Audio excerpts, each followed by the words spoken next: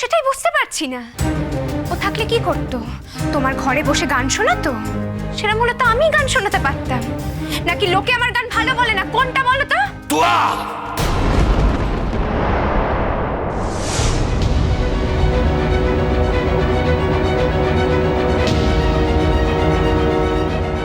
কি হলো?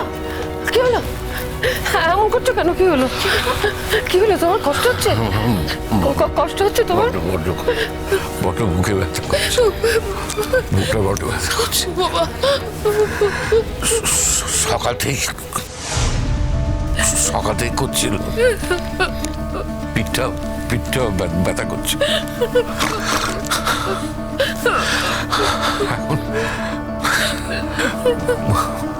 বুকের ভেতরটা এত মোচড়াচ্ছে, মনে হচ্ছে। কি হলো?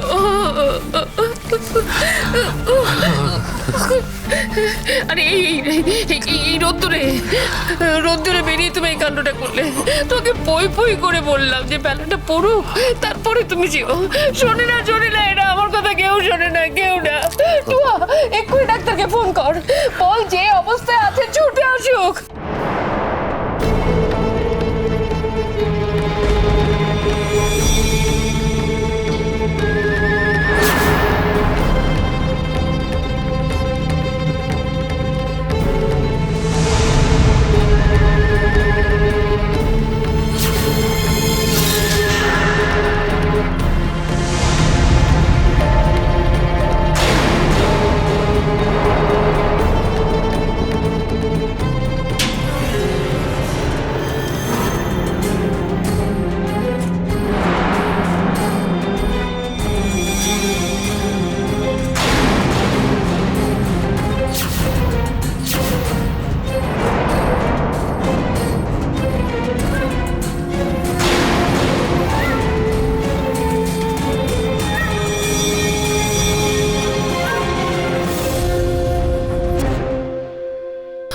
কষ্ট হচ্ছে তোমার?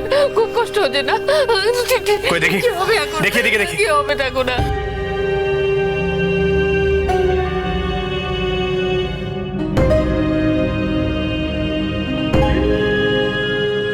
স্টেথো আছে? স্টেথো? হ্যাঁ, স্টেথো। স্টেথো কি করে বাইরে থাকবে? এই বাড়িতে তো কোনো ডাক্তার নেই। আর তাছাড়া স্টেথো দিয়ে তুমি কি করবে? স্টেথো নিয়ে মানুষ কি করে? দেখছেন তো হার্ট অ্যাটাক হচ্ছে। একটা পেন আর পেপার নিয়ে আসুন প্লিজ, তাড়াতাড়ি। Pen paper fast. আস্তে, হ্যাঁ আস্তে, fast. Calm down, calm down. এনো। ও বাবা, কি ঘামছে! কি হলো? একটা মেডিসিন লিখে দিচ্ছি, একটা ইনজেকশন তাড়াতাড়ি নিয়ে আসার ব্যবস্থা করুন প্লিজ।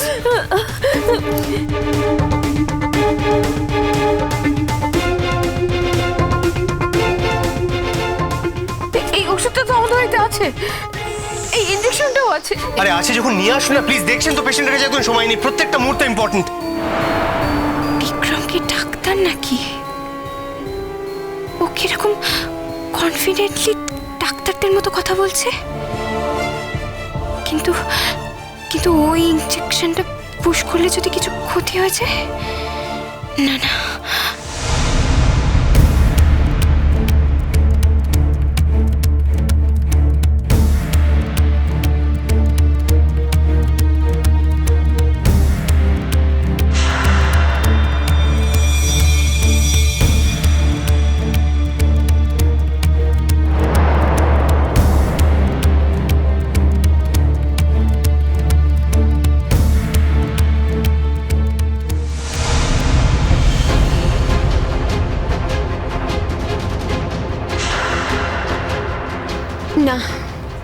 না, তুমি ইনজেকশন পুশ করবে না, ডাক্তারবাবু আসছেন।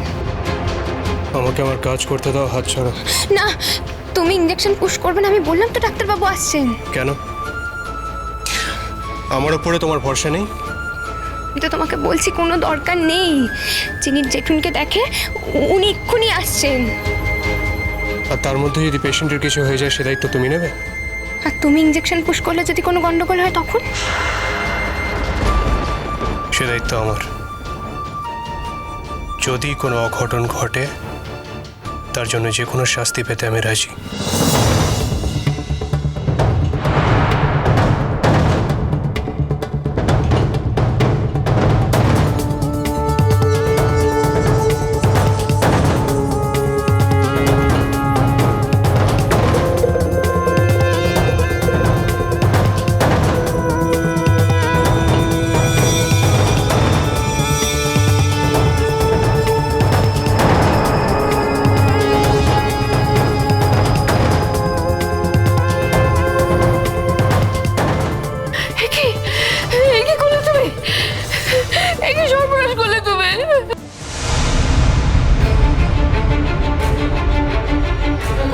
স্যার। তোমাকে বারণ করলাম ইনজেকশন স্যার। করো না। কি হবে এবার? হ্যাঁ কি হবে? Shut up! Don't shout. এরকম একটা সিচুয়েশনে পেশেন্টের সামনে দাঁড়িয়ে এভাবে চেঁচানোর কোনো মানে হয় না টুয়া। আর আমি এই মুহূর্তে পেশেন্টের সামনে কাউকে থাকতে দিতে অ্যালাউ করতে পারবো না। Get out. Go. Get out. Monima please যাও এখান থেকে। স্যার স্যার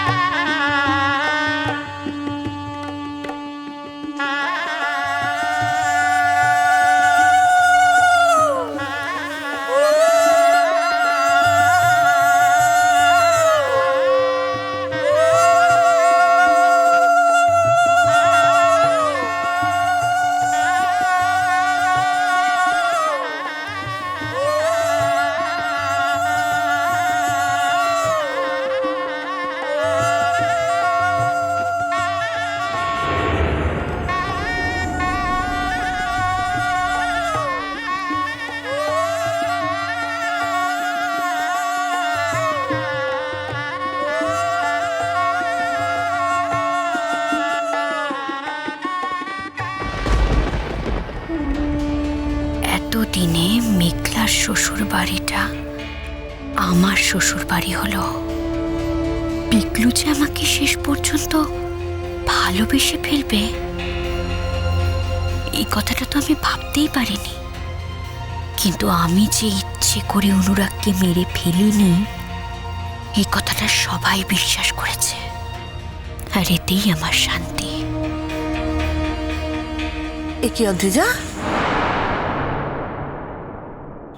তুমি এখন এবাড়ির বউ? আজ বউ হিসেবে তুমি এ বাড়িতে প্রথম পা রাখছো।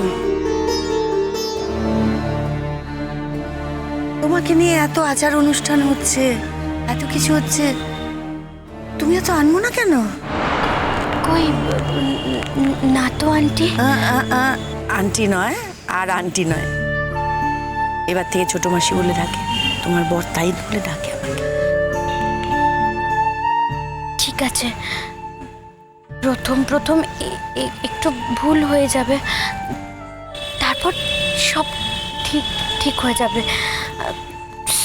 সরি অদ্রিজা, ভুলে যাও, সবকিছু ভুলে যাও।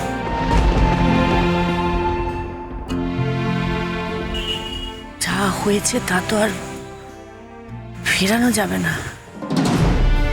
আমি তো হাজার চেষ্টা করলেও আমার ছেলেটাকে আর ফিরিয়ে নিয়ে আসতে পারবো না। দেখো, আমরা এটাকে অ্যাক্সিডেন্ট হিসেবেই ধরেছি, মানে আমরা কেউ বিশ্বাসই করি না যে তুমি খুনি।